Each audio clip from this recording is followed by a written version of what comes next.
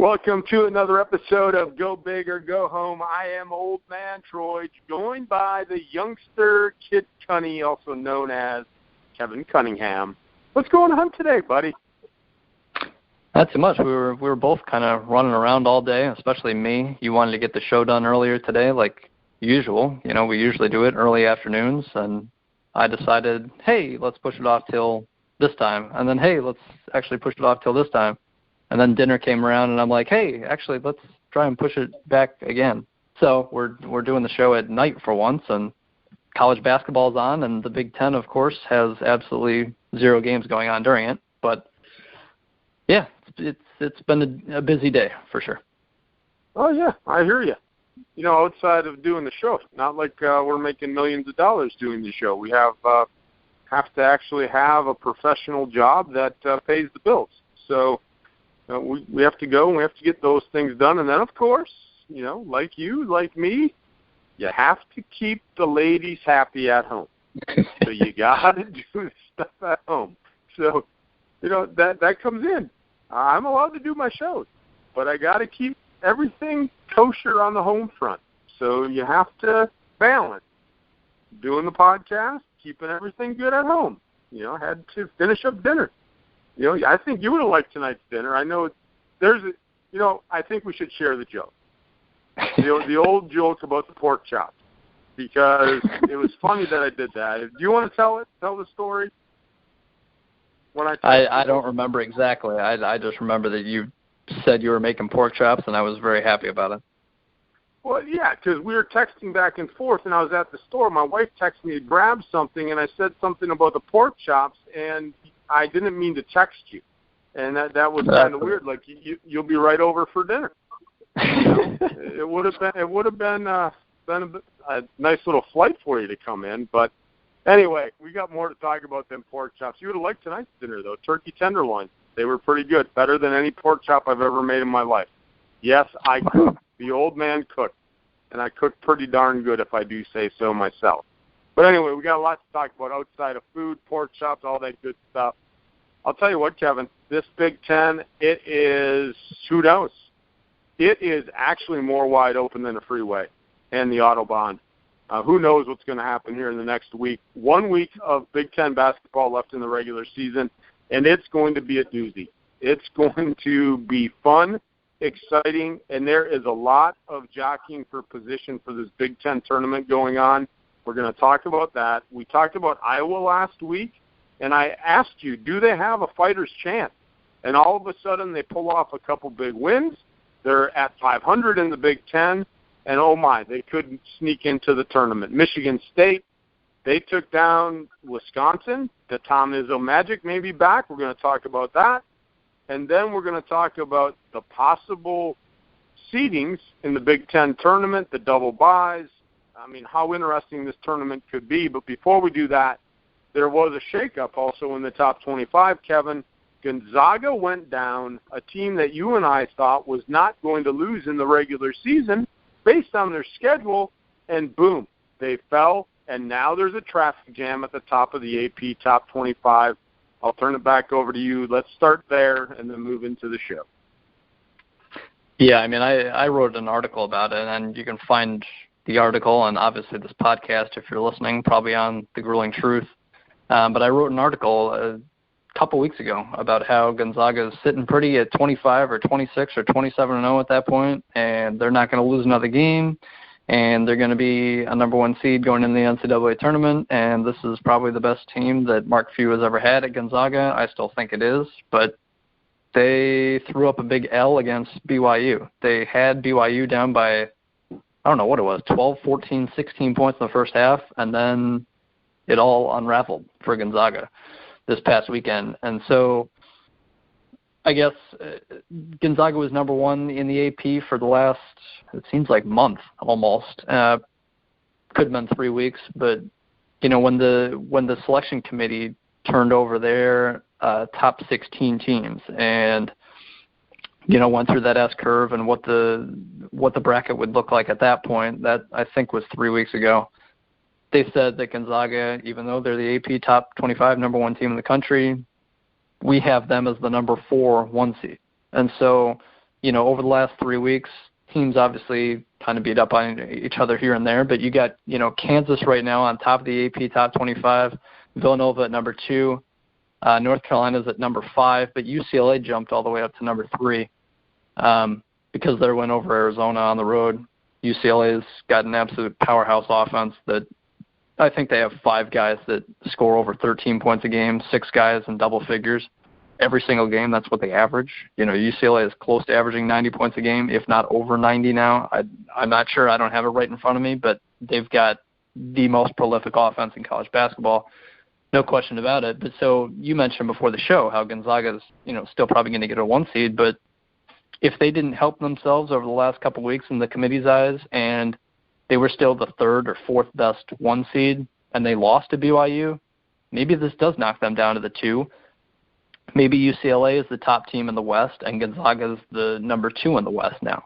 I guess we'll find out in basically a week. Selection Sunday now, I guess 2 weeks away, just under 2 weeks away. And so that's your top 5, Kansas, Villanova, UCLA, Gonzaga down at number 4, North Carolina at 5. Then you got another couple Pac-12 teams, Oregon at 6, Arizona at 7, Louisville at 8. Talked before the show about Louisville and how they could grab a number 1 seed, and I completely agree with that. Still at this point in the ACC, if you win the ACC tournament, and Louisville finishes 27, 28, and 6, something like that, they could absolutely be a number 1 seed. Kentucky at number 9, if they just blew past everyone and ran through the SEC, and a couple teams above them, I guess a few teams above them lost. Certainly some of them will, because you got 3 Pac-12 teams ahead of them. You've got numerous ACC teams ahead of them. So a lot of jockeying is still to be done. Even Kentucky at number 9 could end up with a 1 seed. It wouldn't shock me. Then you got West Virginia, Baylor at 10 and 11, Florida, Butler, SMU, Florida State. And then finally at 16 is your number 1 Big Ten team in Purdue, down at 16th in the country in the AP poll. Duke at 17, Cincinnati 18, Notre Dame 19, St. Mary's 20, Wichita State 21. And then you got the second Big Ten team at number 22 in the country in Wisconsin, 22-7 overall. They have lost, 4 of their last 5 games now. And so obviously not playing their best basketball. They were at number 7 a couple weeks ago. Now they're down to number 22 in the country. Crazy. 23 Virginia, 24 Iowa State, and 25 Miami. So that's it for the Big Ten. You got number 16 Purdue, number 22 Wisconsin. Purdue just lost a game this past week. Wisconsin's lost 4 of the last 5, like I said. And then in other receiving votes, Minnesota's in there, Michigan's in there, Michigan State's in there, Maryland's in there, Northwestern's not even in there. But you've got a ton of Big Ten teams in that others are receiving votes, and Northwestern's kind of been in a skid lately. So you get this kind of – you've got, I guess, the top couple teams with Minnesota rising in the Big Ten, but it seems as though everyone's basically bunched in the middle of the pack as far as not necessarily bubble teams, but that, we're going to talk about the NCAA tournament later, but it seems like most Big Ten teams are basically seeded number 6 through number 10, which is not going to bode well if you want to make a deep run in March. By no means is it going to, and I'm going to tell you what, Kevin, the Northwestern allure, like you mentioned, going away. Their last 4, they're 1-3. 1-3. And if you go back, they have lost 5 of their last 7. Not boding well at the end of the season, where you need to be playing your best basketball. To go back to the Wisconsin point you had mentioned, they've dropped 2 in a row. And the thing is, Kevin, it's not about losing games, it's how they're losing. 80 points allowed to Ohio State and Michigan State. I can see Michigan State, but even then, this Michigan State team this year, to let them score 84 on you when you're pretty much a defensive team, there's problems. There's big problems. And actually, not going to talk about Wisconsin today because we did last week, but if you want to hear more about Wisconsin, I'm not sure. Actually, nobody will listen to the podcast yet tonight because on the Red Light Sports Ramble tonight, Evan and I will be talking about Wisconsin's problems a little more in depth for a good 15 or 20 minutes. But you know what, Kevin? This Big Ten right now, I just scratch my head. We talked about the traffic jam in the middle of the conference earlier in the season, so I want to look at this right now. And we now have 3 teams at 10-6: Maryland, Minnesota, Michigan State, Wisconsin at 11-5, Purdue at 12-4. I guess you can throw Northwestern and Michigan in there, but that's a long shot for them to propel those teams to get that double bye. But really, you have 4 teams. Purdue's pretty much a lock to have a double bye. I don't see them dropping down to 5th. But you have 4 teams, Kevin, battling for 3 double bye positions: Michigan State, Minnesota, Maryland, Wisconsin. Wisconsin was pretty much solidified a week ago, and all of a sudden they lost 2. They could be playing on the second day of the tournament. They may not get that double bye. They have not an easy schedule coming up.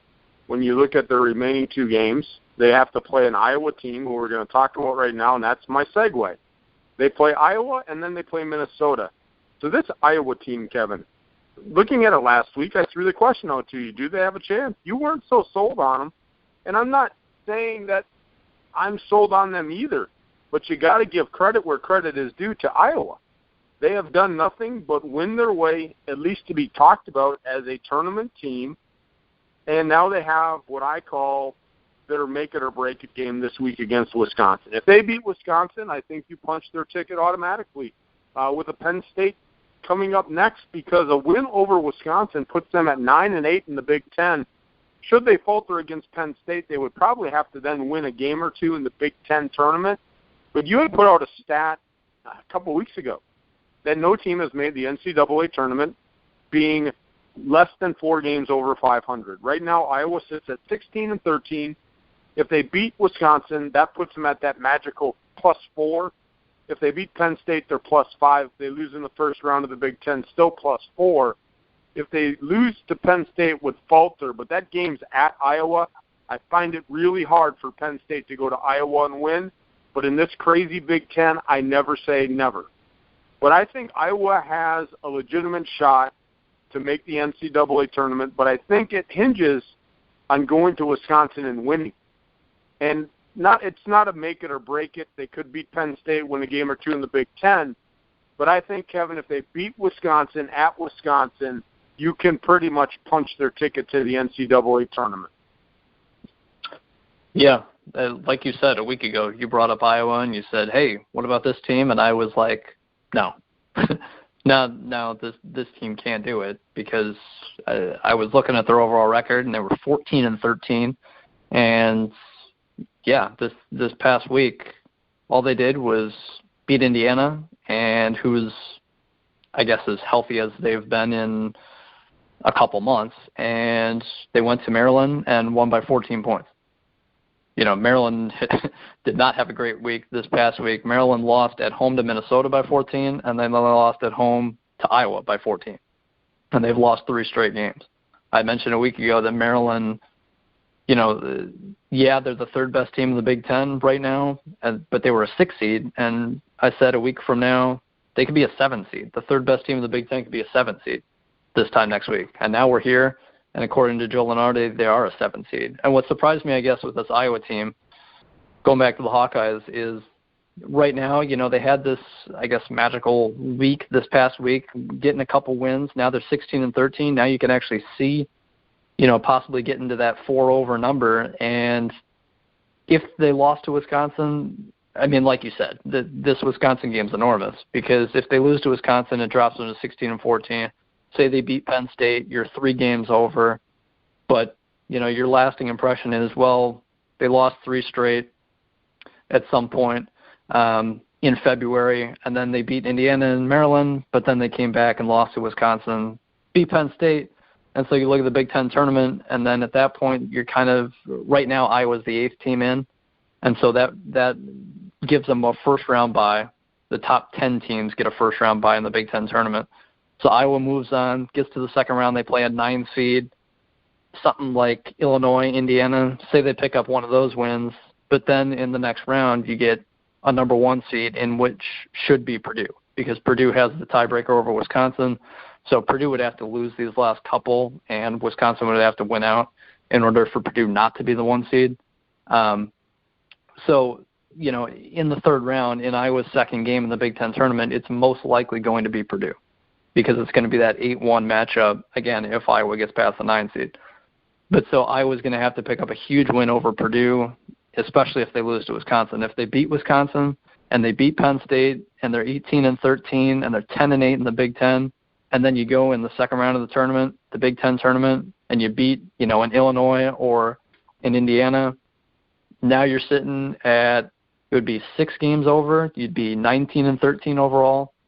And then say you lose to Purdue in the third round of the Big Ten tournament. That's not a bad loss whatsoever. So, you can make the case for a 19-14 overall team this year. Most years, no, but this year you can. And especially if you're, at that point, I guess, 11-9 in 20 total Big Ten games, 2 games over, even in a down Big Ten, it's certainly possible.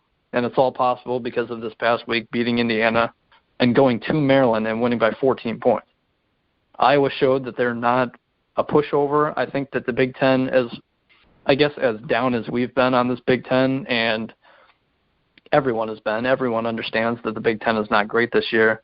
But I think you can make the case that maybe Illinois doesn't have a great deal of talent. I think Illinois' record may be a little lofty. Then again, if you take away one win and give them another loss, they're tied with Nebraska for second worst in the conference at 6-10. You got 4 teams down there at 6-10 in conference above Rutgers.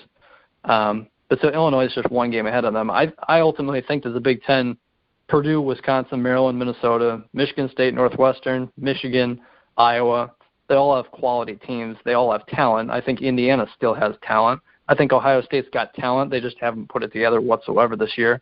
Penn State's always a tough team. So I think the Big Ten's got a lot of quality teams. I don't think they've got any magnificent teams, and I think the great teams, I think Purdue's pretty good. I don't think they're great. I think they're pretty good, and Minnesota right now is playing really good. I think you got 2 teams right now playing really well. I think Michigan State, they've won 6 of their last 8. They're playing really well, but they're still not a really good team. But ultimately, you've got a bunch of quality teams, in my opinion, in the Big Ten. That's why you see sometimes Ohio State knock off a top team or Indiana knock off a top team, or Iowa can easily knock off a top team by 14 points on the road. So I guess that's why you get even Nebraska has gotten 3, upsets, if you want to call them that, in the Big Ten so far this year. So it just makes for an interesting year in the Big Ten as a whole, and that's why we see constant juggling. And we thought we had the top 3 teams figured out, and right now they're still the top 3. But it's, like you said, there's a logjam at 10-6 between Maryland, Minnesota, Michigan State. I just think there's a lot of quality Big Ten teams, and you can certainly throw Iowa in there. And depending on how they finish the year, I could certainly see them in the bubble making the NCAA tournament. But unfortunately, it surprised me. I was looking at Joe Lunardi's bracketology, and the first 4 out didn't include Iowa. Even the next 4 out didn't include Iowa. That surprised me. I thought they would at least be certainly on the bubble. I think they're on the outside looking in, no question about it. I just thought they would have been closer. I thought they would have been considered. I think that Iowa's got a legitimate shot, but right now, according to Joe Lunardi, he doesn't still put much stock in Iowa, which surprised me. And thus the importance of that game at Wisconsin. And it's going to be a tough one. They have to go to Wisconsin. But I just mentioned earlier, Wisconsin's defense, not good right now. Wisconsin, not good right now. This is a team, Kevin, that probably was a lot. I mean, they're still going to get in the NCAA tournament. But you're not playing your best basketball. And at that point, I'm going to put the fan cap on right now. I'm not going to put on the analyst cap. I'm going to put a fan cap on. They're terrible right now. They're hard to watch. They're so inconsistent that, and I was joking with you before the show, I'll probably pick them to lose in the first round. Should they be a 6 seed? I could, depending on the matchup. And then what will happen is they'll make this magical run to the Final Four to ruin my bracket. That's what will happen. But as a fan right now, Kevin, I can't find anything good about Wisconsin. I really can't. I could see Iowa going to Wisconsin and winning. Iowa's playing pretty good basketball, and right now they have to play. If you talk about your back up against the wall, I think they're getting disrespected a little bit in Lunardi's bracketology, like you.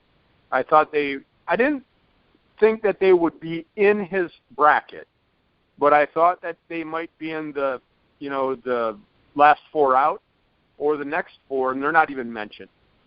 Michigan being in gives the Big Ten 7 teams, Kevin. I am going to eat my humble pie. I said, I believe 3 weeks ago, that there were 5 solid teams, and that's where I drew the line. But now I'm looking at the way that this conference has shaken out over the past couple of weeks, and it's 7. There's 7 teams that are going to make the tournament, possibly 8 with Iowa, depending on what happens here in the last week, and especially if they can get that win. If we look at the tournament right now, Kevin, the Big Ten tournament, they are ranked 8th, which gives them that first-round bye, seeded against Illinois, where that will be one heck of a game. You mentioned Illinois at 7-9, and last week I mentioned Iowa to you. Do they have a chance? I'm not sure Illinois would even make a case and make it a 9th team in the Big Ten, Kevin. But let's play fantasy land for a little bit. What if Illinois wins their last 2 Big Ten games and goes 9-9? Then they win a first-round game in the Big Ten tournament. That would give them 20 wins with a 500 Big Ten record. And we talked about the parity in the Big Ten. Before we talk about this Big Ten tournament and then even Michigan State, last week I threw the question out about Iowa, and they went on a magical week run. And now how about Illinois? Maybe I'm a good luck charm for some of these bubble teams. Kevin, what if Illinois wins both their remaining games to get to 9-9? They win their first round of the Big Ten tournament, lose to Purdue in the second round, but that would put them at 20-13. Would they be considered for the NCAA tournament and possibly a 9th team from the Big Ten? Could it happen? I don't think that 9 will make it. I mean, ultimately, I think 7 do. But I don't think 9 is possible, just because I think that if you're going to get an 8th, I think still that even if Iowa beats Wisconsin and Iowa beats Penn State to close the year, now you have Iowa as the 8th seed, and say Illinois is the 9th seed. That means one of them are going to knock each other off. If Illinois even falls to a 10 seed to avoid that, and say Iowa goes on this magical run in the Big Ten tournament, and they beat Purdue, and they play themselves in, okay, that's 8 teams. And so if Illinois and Iowa weren't to match up, it means one of them has to drop to the 10. So Illinois would have to lose, I guess, another game and then go on a magical run. And so if they lost another one, I mean, if you lose to Michigan State at home, that's not good. It's to a tournament team, but you're at home. So, you want to make this real last statement, okay, beat Michigan State when you're at home, at least. And then the last game of the season for Illinois is at Rutgers. So that means nothing to the committee in terms of winning that game. So say they lose to Michigan State, beat Rutgers, say they're the number 10 seed in the Big Ten tournament, and they go on this magical run. At that point, you're 18-13, you're 8-10 going in the Big Ten tournament. So I guess just logistically, I don't see it possible because Iowa and Illinois will probably play each other in the second round of the Big Ten tournament. That's going to be their first game in the Big Ten tournament, getting that first bye. Again, the top 10 teams in the Big Ten tournament get the first round bye. So I guess just logistically, I find it almost impossible unless a team like Iowa or Illinois actually wins the Big Ten tournament for there to be 9 teams in. It's crazy because we thought that 5 were going to be in, and then Michigan and Minnesota went on these hot streaks, and now it's like, okay, obviously there's 7 teams in. And I think we could talk a fair deal about Northwestern and how maybe they're not even a lock. But to go back, getting away from Northwestern, back to Illinois, say they do beat Michigan State, they beat Rutgers, they're 19-12, say they're that 8 seed or even a 9 seed still at that point, and they beat Iowa in the second round of the Big Ten tournament, then again, you get that third round game against Purdue, getting the double bye, the number 1 seed. Say they beat Purdue. then at that point, they're 21-12, a positive Big Ten record, 21-12, winners of their last, it would be 7 games at that point. So, yeah, I guess it's possible that Illinois can get in. I don't think they will. I think they lose to Michigan State ultimately. I think they would lose to Iowa. I think they would lose to Purdue in the third round of the Big Ten tournament. But I guess it is possible. And if you win 22 games overall, no matter who they're against, if you win 22 games during the season going into the NCAA tournament, no team has ever been left out of the NCAA tournament winning 22 games. That's the definite magical number. If you win 22 games, you're automatically in.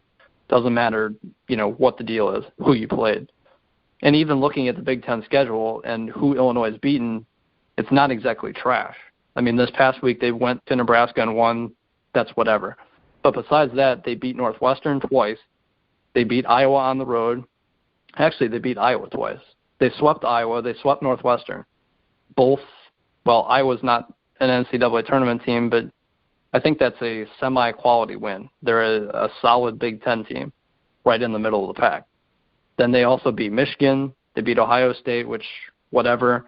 But so they've got quality wins in their Big Ten season. Despite being 7-9, you got some losses like Penn State, but they also lost to Minnesota. They lost to Wisconsin. They lost at Michigan. They lost at Purdue. They lost to Maryland. They lost at Indiana when they were healthy.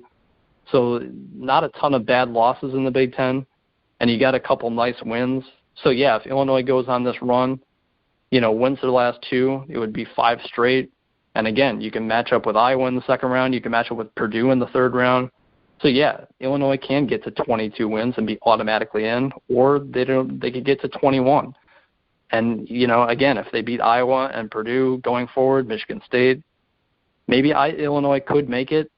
I just don't think they do. I think Michigan State beats them. I think Iowa beats them in the second round of the Big Ten tournament, and that'll be that. I think Iowa and Purdue in the third round, supposed third round of the Big Ten tournament, that's going to be a hell of a game because Iowa knows they have to win it to get into the NCAA tournament. And Purdue's going to be sitting there with multiple days off, not caring because they're the number 1 team, and Iowa could easily shoot the lights out from 3 and upset them. Let's talk about the Tom Izzo magic. I had mentioned I'm not sure where it is, that they don't scare me, and then all of a sudden, bam. They have a week where they win 2 games. Now they're at 10-6 in the Big Ten, 18-11 overall. Not a great record, but we also talked about their non-conference schedule is probably the toughest in the Big Ten. So when you're looking at 18-11, it's actually not as, I'll say the word horrid, as it looks at 18-11. But is the Tom Izzo magic back, Kevin? I would have to say that the door is opening for that magic to just be like a bull running through Pompeii, because here they go. They beat Wisconsin, and Tom Izzo, when it comes to March, you never count out a Michigan State team, and boom, they're knocking on the door, Kevin, to have the double bye. Yeah. It's crazy because we talked a week ago about how to begin the season, before the first game was even played this season, that Michigan State had 2 big guys, 1 transfer, 1 in Gavin Schilling, and they both were deemed out for the season. Schilling wasn't at the time, but the transfer was. But so their front court, their power forward and center coming into the year, who they thought were going to be their front court, starting front court, was out due to injury. And so their top front court guy is now a freshman in Nick Ward. And then last week, when they lost to Purdue by, I don't remember how much it was less than it should have been. They got crushed, 17 points. Yeah, 17 points. And it wasn't even that close. And so they lost Eron Harris, a guard who started for them, a 5th-year transfer from West Virginia, a quality player, no doubt about it. So, 3 key injuries at that point. You've got a really young team. You got 4 freshmen playing quality minutes. How is Michigan State going to do it? Well, they beat Nebraska by 16, which I guess whatever, because it's Nebraska, but Nebraska can certainly beat teams. And then they beat Wisconsin by 10, and there were certain stretches. I ultimately thought it was a good game, but Wisconsin didn't play the defense that they can play. We talked about how Wisconsin's defense has not been at the level Wisconsin needs to play defense at, because their offense is not great either. But so I thought at points during that game, it was absolutely a tournament game. It looked like a second-round tournament game at points, NCAA tournament game, because I thought both teams were good. I thought Nigel Hayes was doing his thing inside. I thought Happ was doing his thing inside, went off when Wisconsin was clicking. And to counteract that, Michigan State, all their, 7 or so quality players that are left healthy now were playing really well. All their freshmen, 4 freshmen. Is the Tom Izzo magic back?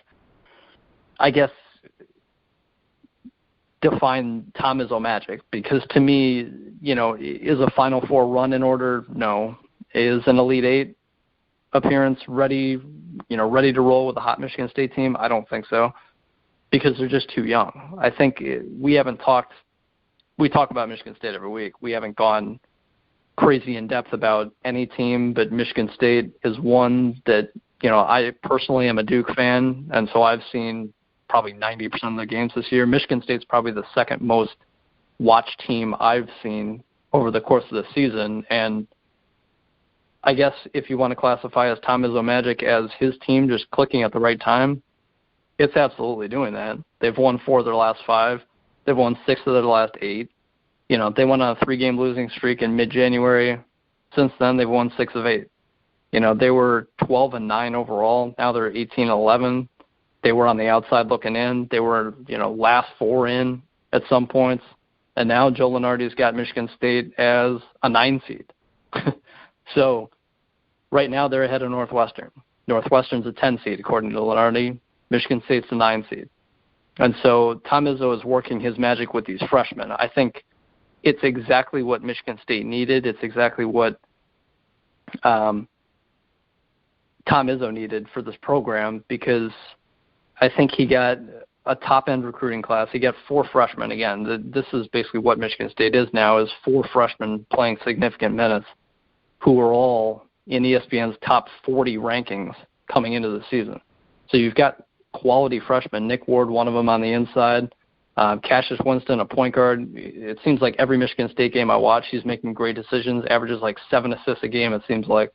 And I think on the season he's close to 6. But so you've got Winston, you've got Nick Ward on the inside. Obviously Miles Bridges is probably going to be a one and done, but Joshua Langford's another guard who shows promise, hasn't exactly figured it out yet, but you've got all these freshmen. And so with all these injuries happening, Euron Harris lately, the front court has led to Nick Ward's development. Cassius Winston, Tom Izzo is kind of looking for a point guard. Tum Tum Nair's fine, but he can't shoot worth a lick. He's basically a Rajon Rondo version in college, and so he was kind of looking for a point guard. Cassius Winston, a freshman, like I said, he looks great. When I see him now down the stretch in the final parts of the regular season, he looks great. Nick Ward looks great. Miles Bridges is obviously great. He's going to be in the NBA probably. Langford's getting more minutes. So I think that Michigan State's clicking at the right time. He's got these young players playing really well, buying into a system, understanding what he wants to get up and down the court, playing to their talents, utilizing the big men that they do have, which is basically Ward. They've got Alvin Ellis, who's a three-point shooter. So Michigan State's got players. They're just really young. So that's why this team struggled early on in non-conference play. You mentioned it when they played the hardest schedule in the Big Ten, which I completely agree. They played Arizona, they played Kentucky, they played Baylor, they played Duke, they played Wichita State. 4 of those are going to be top 3 seeds probably in the NCAA tournament coming up, and then you got Wichita State, who's probably the best mid-major outside of Gonzaga. So Michigan State's been completely tested. That's why they started the year 4-4 overall. And then they had that bad loss to Northeastern. But since then, since being 7-5, now they're 18-11. Again, they've won 6 of their last 8. So Tom Izzo is working his magic, and these freshmen are getting a ton of minutes. I just don't think it's going to end up in that crazy Final Four run. But 2 years down the line, you're not going to have Bridges, but you're going to have Ward, you're going to have Langford, you're going to have Winston. All these guys should not be leaving for the NBA anytime soon. I think Winston's got a shot to leave early, but Ward and Langford I see staying long-term. It takes those, I guess, you have these coaches like Calipari and Coach K that recruit a ton of one-and-dones, and that's great. But if you're Tom Izzo, you build these classes on top 30, top 40 recruits like this one he just had, and you're seeing the talent finally come together. and you're seeing them not bolt for the NBA. You know, he'll get one guy like a Miles Bridges every year, but it's these bulky recruiting classes that have guys like Winston and Ward and Langford that grow up 2, 3, 4 years into the program. And that's what makes Michigan State really dangerous, is when you have those older guys, those leaders that understand Izzo's system, and then you sprinkle in the guys like Bridges who stay maybe 1 year or they're just one and done, but they're not counted on. This year, Bridges has been counted on for Michigan State across the entire season. Up until now, everyone else is starting to catch up with him. But that's where Michigan State has differed, is a number of injuries, of course, but they relied on their freshmen this year as opposed to past years where they can feature juniors and seniors and then sprinkle in the freshmen for that extra flair, that extra offense, that extra defense that they need here and there. That's been the difference with Michigan State this year. I think Izzo's done a phenomenal job with the talent he's had because they've just been so young and they've been hurt with the injury bug. But right now, if you're looking at the NCAA tournament, you don't want to see Michigan State because this is a young, talented team who's buying into Izzo's system, and you know how dangerous they can be. They just don't have that senior leadership that they're used to having, basically because of injury. I'm going to throw a point out here, Kevin. You talk about youth, and you talk about maybe not wanting to play them in the NCAA tournament. We talk about veteran leadership, junior, senior leadership. I'm going to be, I guess, throw it to the other side of the spectrum. A young team that doesn't know any better other than we're on top of the world and we're just going to go play basketball and now we believe in each other. To me, that's where that Tom Izzo scary magic is going to come in this year. It's not based on the leadership like we're used to, like you said. It's usually a veteran team, guys that have been in the system, play very consistent, error-free basketball. I think this year's Tom Izzo team, like you said, young, wild, reckless, and not reckless in a bad way. They don't know any better, Kevin. And so if they're winning and have confidence as a young, cocky kid at 19 years old, what do you have to lose going in the NCAA tournament? You think nobody can beat you. And that might be a confidence level. It could overtake that leadership that Tom Izzo's so used to. And that's when I'm looking in the mirror now after this week going, where the heck did Michigan State come from? You mentioned it, Kevin. Now they figured out how to play in Tom Izzo's system. Tom Izzo's coaching these guys up. And now you have a bunch of young kids, and I'm saying cocky in a good way. They're just confident in themselves. And now you have a group. They don't know what the NCAA tournament's like. Yes, you need leadership, but they don't know any better other than to go out and play hard basketball. And that could be the scary factor that we're talking about. And somehow Tom Izzo takes the group of kids that he has, Kevin, and I think I would say he could be one of the most underrated coaches because, like you said, he doesn't have the 5-star recruiting class every year. He builds a program. But I think he adjusts his coaching style to fit the talent of players on his roster. And I don't mean that he changes his philosophy or he changes how he coaches, but he's really good at finding strengths and weaknesses of what is going on. And that's what makes him so scary come March, because these guys have had a whole year to play together. I look at Michigan State right now, Kevin, and think they are a team. I don't think they could make a magical run to a Final Four, but it is a team that could pull off an upset in the tournament, depending on where they get seeded. You know, like you said, they're moving up the polls a little bit to a 9 seed, which, to be honest, sucks as a 9 seed or an 8 seed because you got to face a 1 seed in the second round. But this is a Michigan State team, and if Joe Lunardi, again, is the fortune teller, they would play Kansas in the second round, and that's a tough game. I don't know if they could pull that upset. But if they got, I mean, if they could move up and win a few games and move up to a 7 seed and play a number 2 seed in the second round, maybe these youngsters could go on a little tear and make that magical upset. There's always upset. But I like what Tom Izzo's doing, and it's hard to bet against him. I want to move now into the Big Ten tournament, Kevin, and I want to break this down into the top part of the bracket and the bottom part of the bracket, and I'm going to do this based on today's standings. And when I look at it, it is very top-heavy in the top part of the bracket. And what I mean by the top part of the bracket is the 1 seed and the 4 seed at the double bye. And the bottom is the 2 and the 3 seed. The top part of the bracket, I'd hate to be up there. Yeah, you got Purdue, and I'm not saying it's tough because Purdue's up there. You've got some of the hottest teams in the Big Ten in that top part of the bracket, Kevin. You got Purdue as the 1 seed, Minnesota as the 4 seed right now, if the season ended today. Minnesota, probably, undeniably, the hottest team in the Big Ten right now. So you got Minnesota there. The other double bye goes to Michigan State, Kevin. They're the 5 seed. So Minnesota's waiting, and we'd have to see who plays Michigan State. It would be either Nebraska or Penn State. But then you got Michigan State possibly playing Minnesota. 2 hot teams right now. Above them, 8 and 9, you got Illinois and Iowa. Iowa playing good basketball right now. And then you have Purdue. So you got 4 really good teams in that top part of the bracket. You move to the bottom, it's not as scary. Wisconsin, the 2 seed, playing crappy basketball right now. Maryland, the 3 seed, playing crappy basketball right now. You got Northwestern at the 6 seed, not playing good basketball right now. In the 7-10 game, you got Michigan and Indiana. Michigan playing good basketball. Michigan might be licking their chops and hoping they're the 7th seed right now, Kevin, because could they get by Wisconsin? Sure. Could they then get by Northwestern or Maryland? Sure. And all of a sudden you got Michigan in the Big Ten title game. That's not even saying if Indiana, who's healthy right now, starts playing well as a 10 seed, could they get by Wisconsin? Certainly. Then you're looking again at a bottom half of that bracket with Maryland and Northwestern. That is not a tough road to the Big Ten title game. I'm actually making my prediction now, and this is based off today. In that 7-10 game, the winner of that game would be your Big Ten championship representative from that bottom half of the bracket, so it would be either Michigan or Indiana.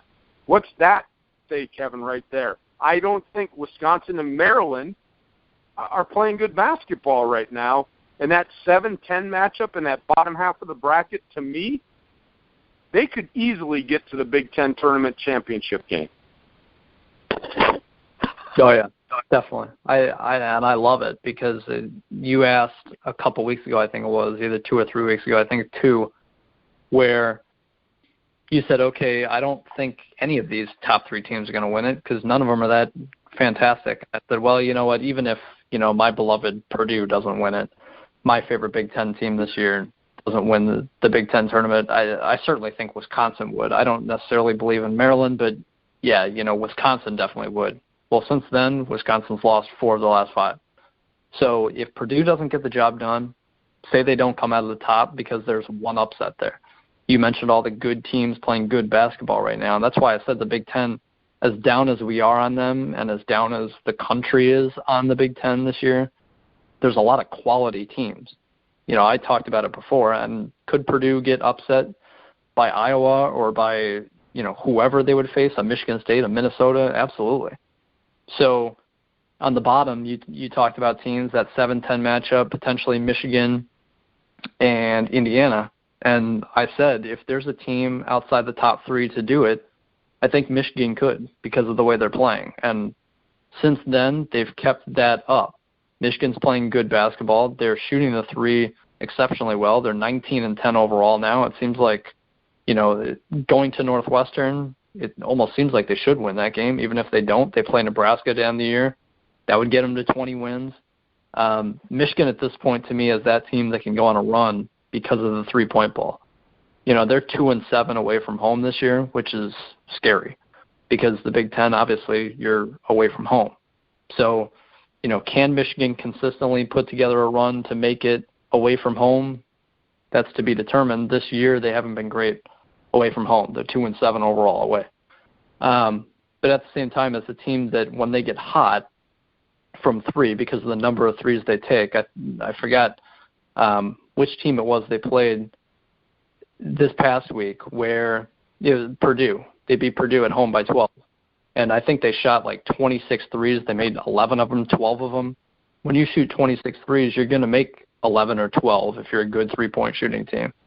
And that means you're going to have a huge 3-point disparity in your favor because no team makes 11, 12 threes a game. But if Michigan takes them, they'll make 11 or 12. So they're absolutely dangerous. I love Michigan as a dark horse in this Big Ten tournament, even in the NCAA tournament, to pull off a couple upsets. I think they absolutely could because of the way they play. They get that rap as a giant killer, quote unquote, that March Madness lovers tend to look at for, okay, which 10 seed actually has a chance at upsetting the 7 and then upsetting the 2 in the next round.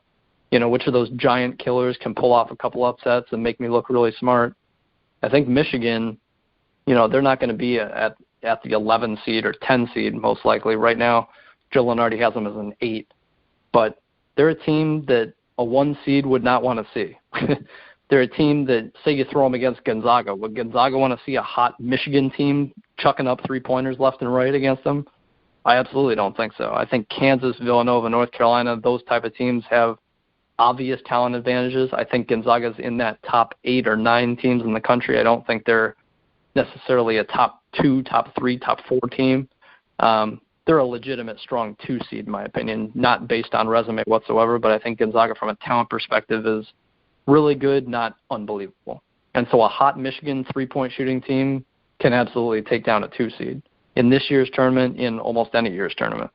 So that's all it takes in March is having quality talent and a team that gets hot from 3. You can absolutely make a run. That's what George Mason did years ago. That's what VCU did a couple times.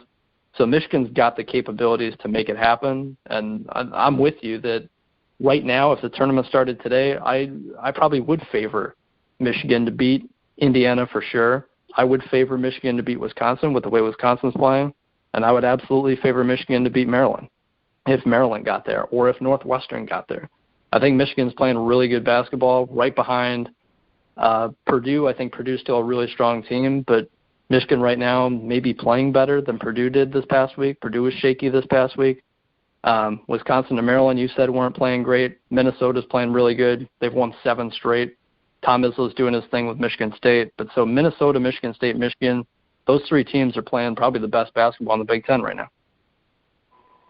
Yeah, and that was if the standings ended today, Kevin.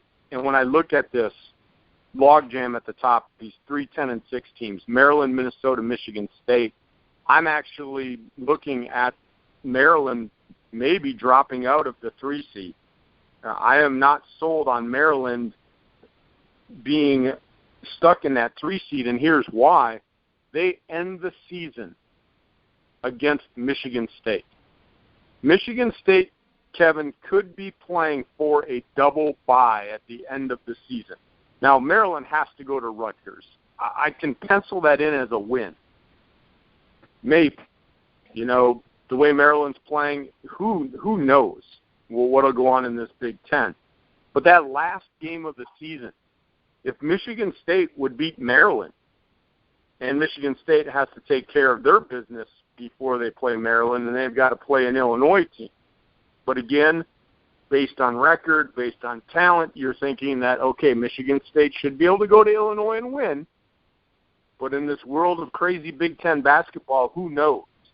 So that last game of the season, that is the one I have circled, Michigan State at Maryland, because that could really be a game where all of a sudden Michigan State jumps into the double bye, and they're the 3 seed possibly could be a 2 seed because Wisconsin has 2 tough games, and if they falter, all of a sudden you're looking at Michigan State, Kevin, as the 2 seed.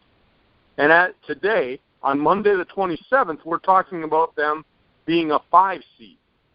They could get into that. They could get into that realm of top 4 seeds in the Big Ten, and it's not unrealistic. And it's not unrealistic for Minnesota either to be that team to maintain where they're at.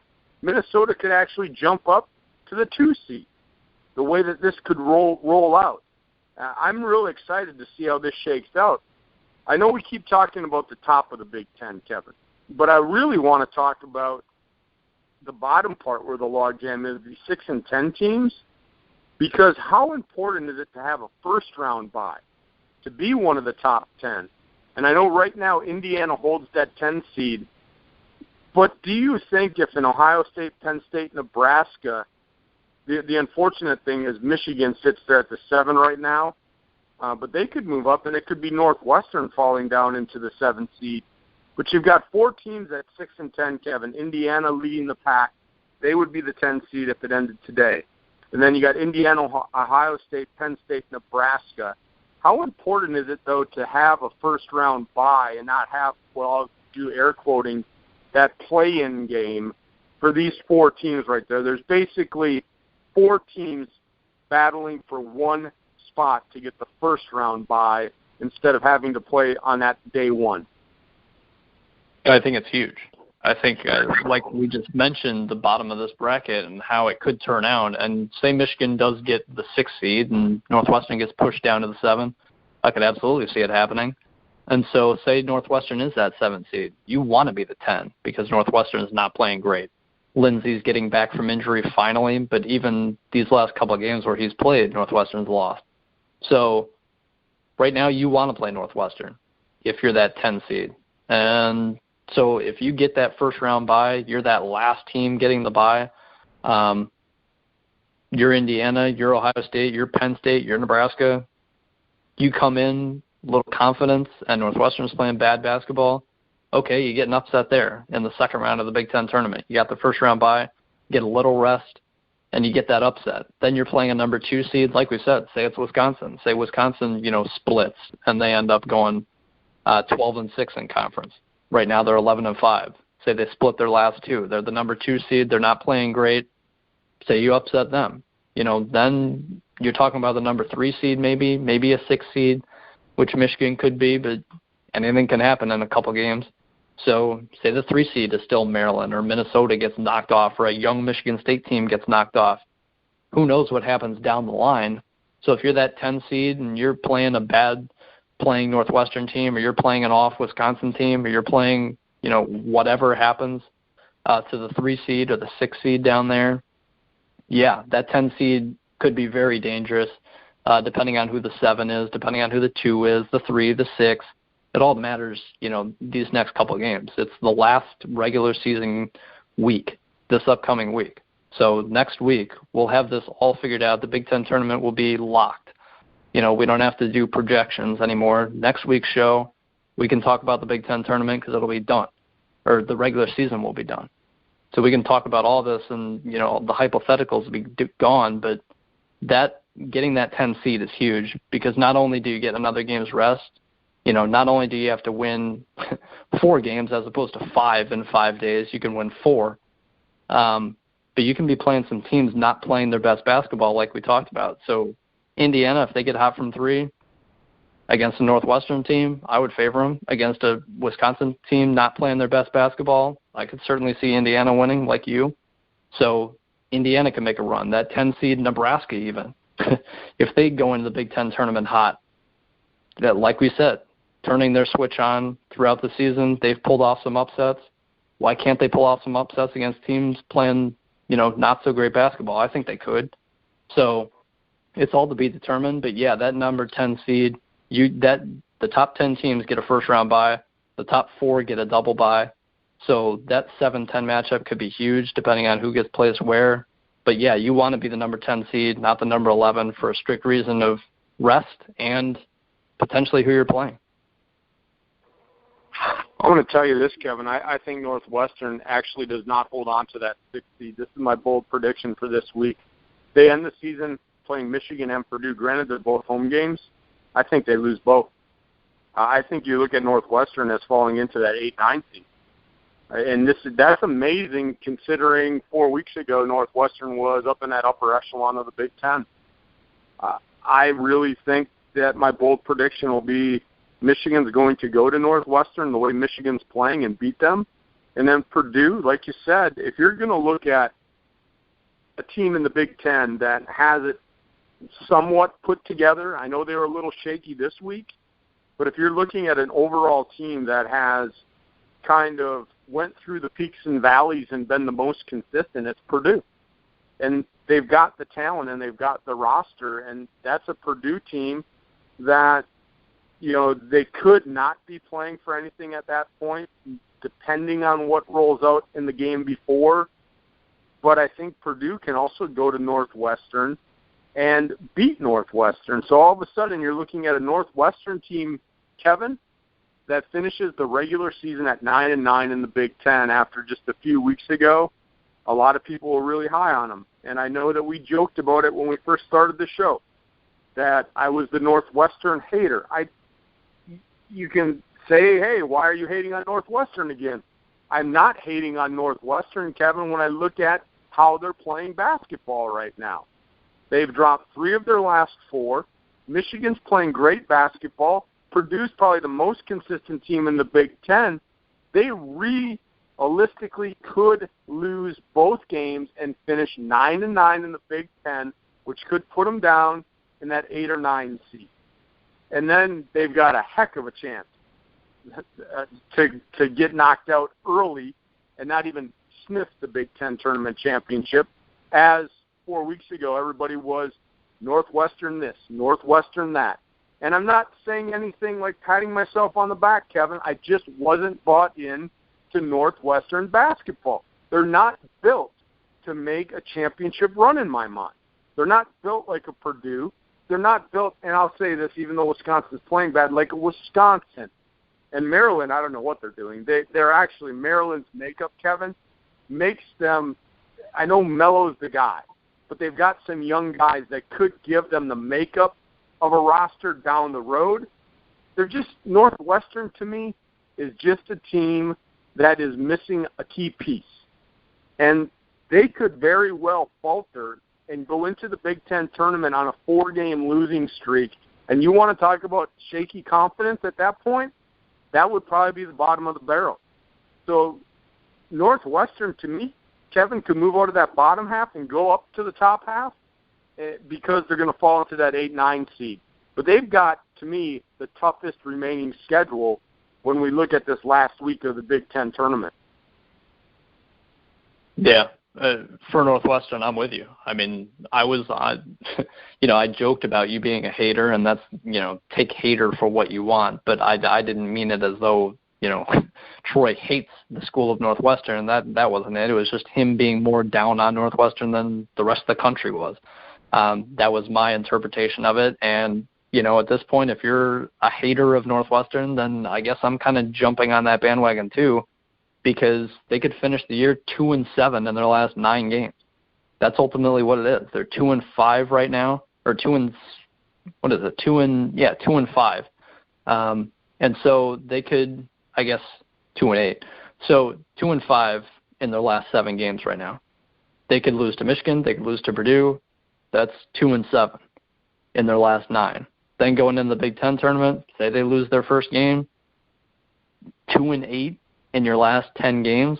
I mentioned earlier, Northwestern, a case could possibly be made for them to miss the NCAA tournament. They could finish 20-11, 20-12 with a first-round exit or second-round exit, first game exit of the Big Ten tournament. They could finish 20-12 and 2-8 in their last 10 games.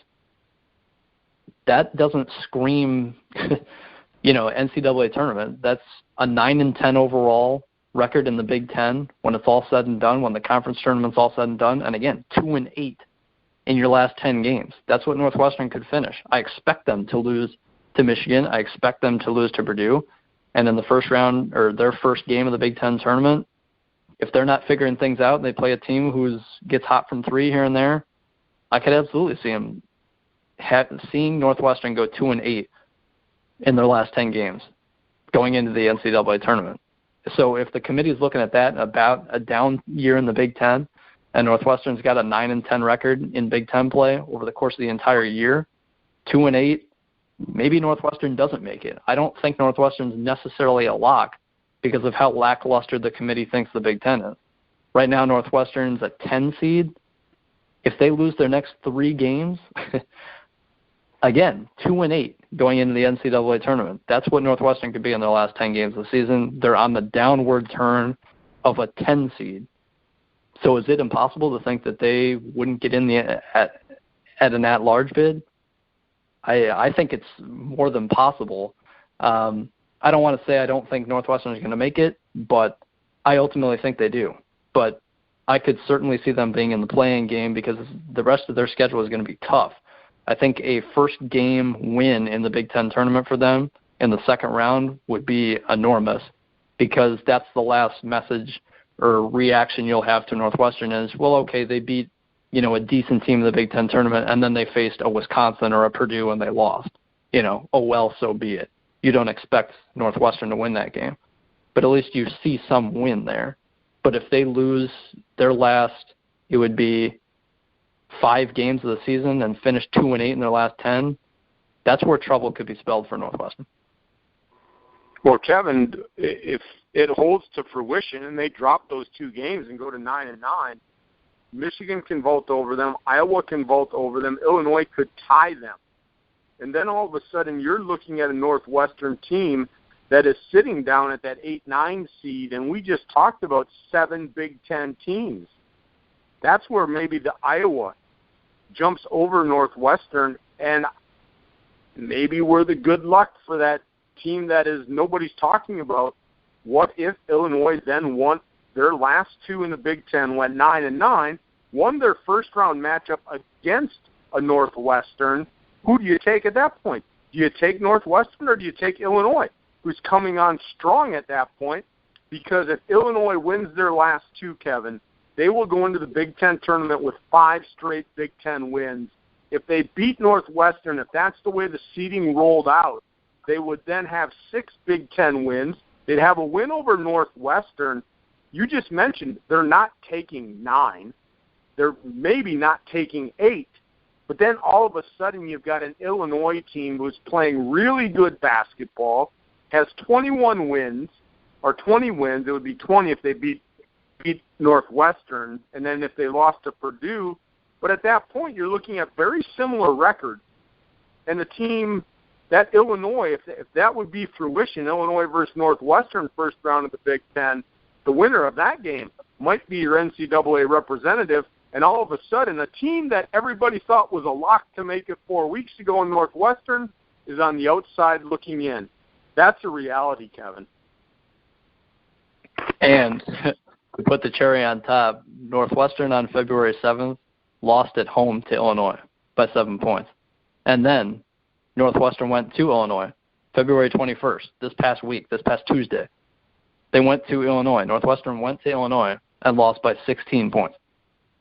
So if Illinois beats them again in the Big Ten tournament, you're telling me that with similar records in the Big Ten and overall, that Illinois, who beat Northwestern 3 times, would be left out, but Northwestern would make it? I don't think that's the case. I think Northwestern, especially if Illinois goes in to the Big Ten tournament and their first game is against Northwestern, and that's Northwestern's first game, and Illinois beats them a 3rd time this season, similar records, you're absolutely taking Illinois because they're not only playing better than Northwestern. Northwestern finishes the year 2-8 in their last 10, but Illinois has a similar record, and they beat them 3 times at that point. At this point, they've still swept Northwestern. They beat them twice. The most recent time, just 6 days ago, they beat them by 16 points. So you're taking Illinois over Northwestern if records are similar. That's not the case yet, but it very well could be if Illinois finishes the regular season a little hot and Northwestern loses to Michigan and Purdue, which almost seems more than possible. Oh, Kevin, you and I could sit here and chat all the time. I didn't even want to throw that scenario out there because we were pushing our 1-hour podcast limit. We're over the hour, but I thought it was worth mentioning because I brought it up before. Last week it was Iowa, who nobody was talking about. This week it's Illinois, nobody's talking about, but I think they're playing good basketball. So maybe we're the good luck charm for these teams. So if you're an Illinois fan, you might want to be patting Kevin and I on the back for bringing this up. We're jumping on the Illinois bandwagon a little bit here, Kevin, saying that they could possibly, if the chips fell right, could get into the NCAA tournament. Possibly. It's a long shot, but nothing's impossible in this year's Big Ten. So with that said, Kevin, another hour in the books doesn't even seem like an hour. You and I could probably sit here for another hour and talk Big Ten basketball, but we're not going to do that.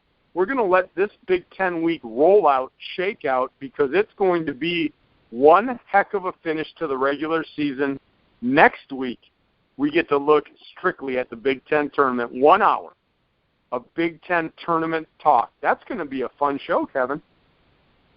No, it's going to be very fun. I already can't wait. I can't wait either. And, yes, you mentioned it today. I said weeks ago that I didn't think one of the top 3 teams were going to win this tournament, and I'm still holding strong on that, no matter what happens here as we roll out. And I do have to preface this, though, because at the time, it may not be the same 3 I talked about, but I'm going to say this. Purdue, Wisconsin, Maryland, none of those teams are winning the Big Ten tournament. It will not be Purdue, Wisconsin, or Maryland. And it could shake out, Kevin, where Wisconsin or Maryland are not even in the top 3 next week when we talk. But I want to hold that because by technicality then if Wisconsin won, I could say, well, one of the top 3 didn't win. I want to set the record straight. Purdue, Wisconsin, Maryland are not going to win the Big Ten tournament. We'll talk next week, our predictions. Hope you enjoyed the show today. For the youngster, Kevin Cunningham, find him on Twitter, @KidCunny.